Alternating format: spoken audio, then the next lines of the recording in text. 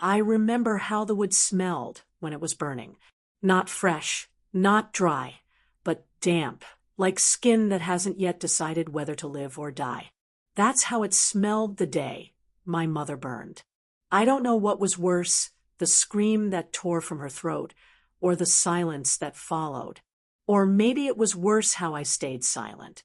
Just stood there, ankle deep in mud, with a crown of dust on my lips, watching the world shrink into a single spark, a single curl of smoke, a single name no one would speak again. My name was Amma, but after that, I heard myself differently, like something had settled inside me, an echo, and every time someone called out, "Girl," or "Hey you," I heard my mother there, softly, far away, as if underwater. Amma, Amma. I was born in the swamps, where the grass whispers at night. My father was a carpenter on the plantation, a big man with hands like a bear's and eyes like a tired preacher. He was gone by my 7th year. They said he fell from the loft, but old Linny whispered he hadn't fallen by accident. Mama didn't argue. She just started singing more at night, thinking I was asleep. And then they came, white men in new boots. At first they called us goods, then numbers, then nothing. I lived with the Lawson family. Their house stood on a hill, and our shack in a pit. Every morning I jumped up before the sun, washed in frog-filled water, and ran to the kitchen, where Mrs. Lawson liked to throw skillets if the egg hadn't set in time. My hands always smelled like grease and ash, and my feet like salt, because I always cried standing. So no one would notice. So they wouldn't punish me for weakness. I was about 12 when I first realized fear isn't just a feeling. It's a place. It lives under the bed, in the kitchen stove, in the dark corner of the barn. It moves, breathes, hides behind Mr. Lawson's back when he looks at you a little too long. And you learn not to breathe, not to look, not to be. But I was. I was there when Joseph was taken away in chains, just because he smiled at Miss Susie. I was there when Ruth gave birth right in the field, in the heat, and her baby was taken before she could even name him. I was there when old Clem was beaten for walking too slow. And he wasn't walking slow, he just couldn't walk fast anymore. And then he didn't walk at all. Each scene lived in me like a welt. Not scars, those heal. Welts, they become part of you. They grow into your breath. In the evenings, I would sit by the stove and listen to the wood crackle. Sometimes I heard my mother's voice, not in words, just a warm tremble, like she was stroking my hair the way she used to. Then I would whisper, "I won't forget." And I didn't forget, but I kept living. Baked cornbread, pulled weeds, did laundry, smiled when I had to, stayed silent when I must. Sometimes I dreamed. That was the most dangerous thing. I dreamed of a shore, not like in books, with palm trees and wind, but the way it lived in my bones, stones, salty foam, thunder splitting the sky. And I stood there barefoot, my mother behind me, and no one else, only freedom. So quiet it hurt, but I would wake. And again, soap, bucket, field, stove, whip. Sometimes I wonder, does God see all this? Is he somewhere near? Or are we just forgotten children, thrown past the edge of his world? I ask these questions in silence, because if I speak them out loud, someone might hear. I never thought it was possible to love someone who wore chains himself. But that's exactly how it was. He came into our yard from the west, from where the fields seem longer than the sky. They led him in a collar, like a dog, and he looked straight ahead, not down, not to the side, but straight. It was strange, dangerous, beautiful. His name was Solomon, or that's what he called himself. None of us really knew for sure. He didn't speak much, but when he did, everyone went silent, even the children. His voice was like a stone in a river, slow, dark, but if you listened close, you could hear life moving beneath it. He slept in the corner of the cabin, where it smelled of mold and old sweat. And by the door, near the cracking window, through which you could see only smoke and stars. We didn't speak for the first few weeks. Only our eyes. The eyes. They're the first thing you hide when you're afraid. But he didn't hide. He looked at me like he already knew my story, without a word. And that was frightening. He worked in the forge. Heat, sparks, hammer. The place where men forget their names, but the steel remembers their hands. I used to go there to bring water, a little girl for errands. And every time, that look, short, long, hot, quiet, as if he wasn't forging horseshoes, but something inside me. In the evening, when we washed at the well, I would hear him sing an old song in a language I didn't know, but the heart knew. Those sounds echoed somewhere under my ribs, as if he was touching me not with fingers, but with memory. For a long time, I didn't answer. And then I came closer. What are you singing? He didn't turn. My mother's name. What does it sound like? Like rain before a storm. Since then we shared the nights in silence. He whispered things in his sleep, and I learned to fall asleep to those whispers. No one knew. No one was supposed to. A slave's love is a knife. You hold it with the blade, to yourself. Because if they find out, if they see, they won't cut out your heart. They'll cut out your soul. And they found out. I don't remember who told. A slave has no right to know the informant's name.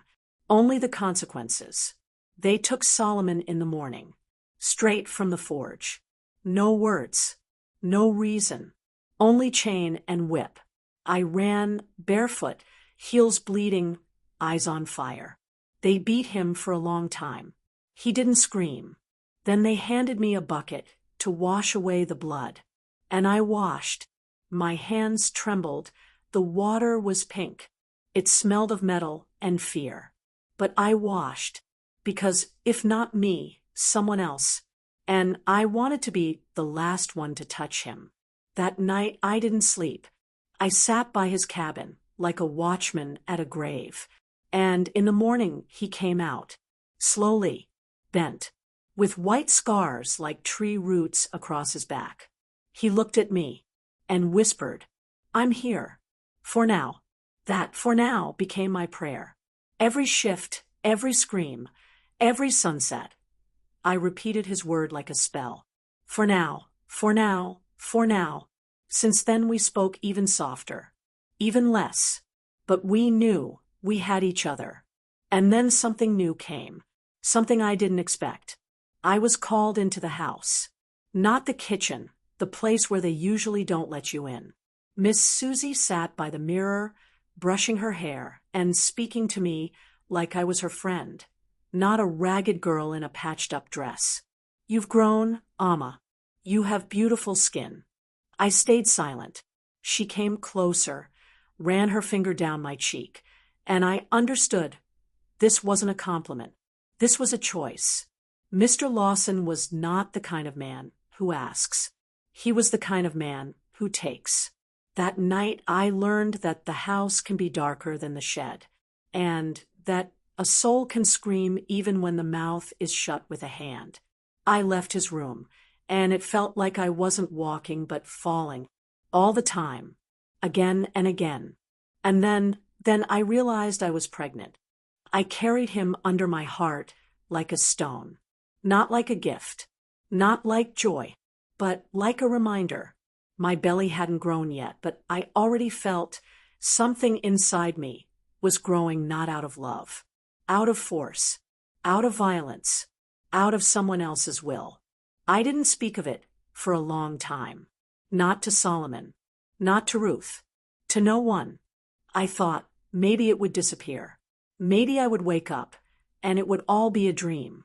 But my breasts filled with pain. My belly grew heavy. And in my head the question kept growing louder, the one that has no answer. What if it's not him? What if it's me in there? A slave doesn't choose whom to carry. They'll tell you, a child of the Lord destiny. But I knew God didn't touch me that night. It was a man, with the smell of wine, with dirty hands, and heavy breath that doesn't ask, it commands. One evening I couldn't take it anymore. I sat by the river, where no one could hear, and I called out to my mother. Tell me, what should I do? The water didn't answer. But somewhere in the thicket, a branch cracked, as if the earth itself flinched at my question. I thought about leaving, just walking. At night, in the dark. Maybe a beast would eat me. Maybe I'd fall into a pit. But at least I would have chosen it myself. And then I saw Ruth, sitting by the fire, rocking her daughter, the one born in the rain, on bare ground without a cry. And on her face there was light, not bright, dim, barely there, but hers. And I understood, even if a child comes from horror, it can grow into love. If I can, if I have enough in me. I went to Solomon. He didn't ask, just took my hand. Warm, silent. It's not you. I know. We sat like that until dawn. He didn't touch my belly, didn't look at it. He looked into my eyes, like the first time, as if that was all he needed to know. The next week they moved me to work in the house, so they could watch, so they could see. Mr. Lawson wanted to know if I would break. Miss Susie started calling me sweet girl more often and asked if I wanted tea, as if you could heal violence with sugar and leaves. I smiled, nodded, washed the sheets they broke me on, and stayed silent. But inside me, there was life. It grew, not out of love, but in spite of everything. I whispered to her, "You are not him. You are not me. You are the future." I don't know if she heard me, but sometimes when I stroked my belly, it felt like something reached back toward me. There were nights when I thought, to do it, end it, find herbs from old Linny, drink, sleep, vanish. But then again, Solomon's gaze, Ruth's voice, songs by the stove, and I couldn't. God gave no answer. But maybe silence is a choice too? One evening, when the sky was heavy like a back after a day in the field, Solomon brought me a scarf. His, the only one he had. He said, "Tie it around your belly. Let the child know, I'm here." And I tied it, tight, as if with that knot, I told the world, you didn't win. Not completely. I gave birth to her in the barn, where they usually kept the sheep. It smelled of hay, manure, and fear. It all began in the evening, when the moon was so low it looked like it wanted to hide behind the trees. The pain came suddenly, sharp, wild pain, like a knife across the belly. I was walking to the well, fell right into the mud, and for a moment I thought, this is it, the end. But I didn't die. Ruth caught me, firm and quick. Her hands, strong, worn, and suddenly so gentle. "Breathe," she whispered. "Don't be afraid. She's coming. Her time is here." They dragged me to the barn. The house was off limits. Onto straw, without fire, without help. Only old Linny, her dark eyes and voice like a spell. "Scream if you need to, Amma. God has already heard everything." And I screamed, first from pain, then from fear, and then from the feeling of something warm, slippery, alive coming out of me. And I froze. Silence. Long. I lay still, in my chest, as if everything had stopped. And then a cry, so thin, like wind in the reeds, but real. "A girl," Linny said, wrapping her in sackcloth, "with eyes like yours." I couldn't believe it. I reached out my arms, and for the first time, held not pain, not burden, not whip, but something that was mine, my flesh, my story, my afterward. She was tiny, but cried like thunder. I named her Miri, because when I held her, my heart sang. Not loudly, but it sang. The first days were like smoke. I walked, I ate, I nursed without remembering myself. My breasts cracked, my body ached, my head in a fog. But every time she gripped me with her tiny hand, I felt myself returning. Solomon came at night, quiet as a shadow. He looked at her like one looks at fire, with reverence and fear. "She's not my child," he said one day. "I know, but I'll stay close. I know. We didn't need vows anymore. We were in a place where words were no longer needed. But a slave's joy is a fragile thing. It cannot bear the light." After 3 weeks, Miss Susie called for me. "Where's your little girl?" I froze. She wasn't supposed to know, but she did. "In the cabin, sleeping." "She's beautiful," she said, looking me in the eye, as if checking whether I'd break. "Such skin. Mr. Lawson wouldn't mind having her in the house. Someday, she'll grow up, press my dresses. Like you." Something inside me clenched. She looked at my child like a future garment, like a new convenience. And I realized my daughter isn't mine. As long as we're here, she's theirs. That night, I didn't sleep. I held Miri on my chest and listened to her breathe, to how she flinched in her sleep. And I understood. I couldn't give her up. Couldn't watch someone be torn from me again. Couldn't live knowing she would grow up and become me. I went to Solomon. He was standing by the forge, a piece of coal in his hand. "Take us," I said, "or I'll go alone." He didn't say anything, just nodded. "Tomorrow, at dawn, through the reeds, across the river. If they catch us, they'll kill us. But if we don't go, we're already dead." And I kissed him. For the first time. Not in a dream. Not in memory. But for real. The way you kiss not a man, but hope. We left before the rooster crowed, when the sky hadn't yet decided whether it would be day, when all living things held their breath, like before a storm. Miri on my chest, quiet, as if she knew, not a single sound. Solomon beside me, with a knife tucked in his belt and eyes sharp as a blade.